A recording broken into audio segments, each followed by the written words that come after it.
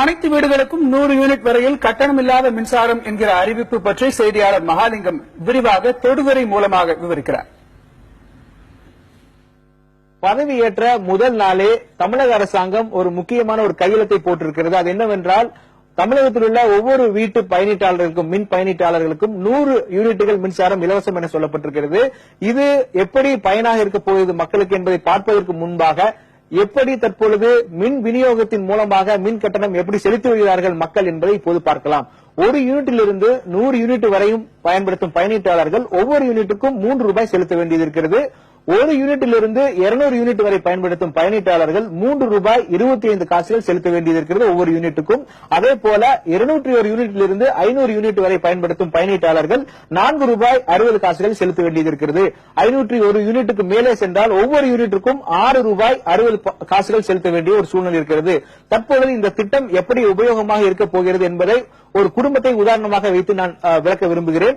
ஒரு குடும்பம் 600 யூனிட் மின்சாரத்தை தற்பொழுது பயன்படுத்துமானால் அவர்கள் தற்போது செலுத்தி வரும் தொகை என்பது 2790 ரூபாயாக இருக்கும். ஆனால் இனிமேல் தமிழ்நாடு மின்சார வாரியம் இந்த 600 யூனிட்டை 500 யூனிட்டாக கருதிதான் ரசீது கொடுக்கும். அப்படியானால் அவர்கள் செலுத்த வேண்டிய தொகை 1330 ரூபாயாக இருக்கும். எனவே அவர்கள் ஒரு குடும்பம் 2 மாதத்திற்கு ஒரு முறை எவ்வளவு சேமிக்குது என்று பார்த்தால் 1460 ரூபாய் சேமிக்கிறது. இது 2 மாதத்திற்கான கணக்கு. தற்பொழுது 500 யூனிட்டுகளுக்கு மேலாக சென்றால் வேறு விதமான கணக்கு இருக்கிறது. உதாரணத்துக்கு ஒரு குடும்பம் 800 யூனிட்டுகளை பயன்படுத்துகிறது என்று வைத்துக் கொண்டால் அவர்கள் தற்பொழுது செலுத்தும் தொகையானது 4110 ரூபாய்.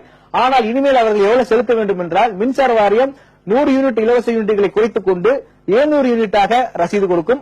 அப்போது 3450 ரூபாய் அவர்கள் செலுத்த வேண்டும்.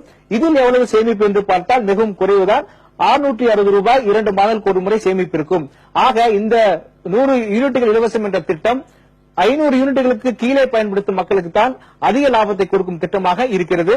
எனவே மின் சிக்கனம் மிகவும் அவசியம் என்பதை இந்த திட்டத்தின் மூலமாக உணரலாம்.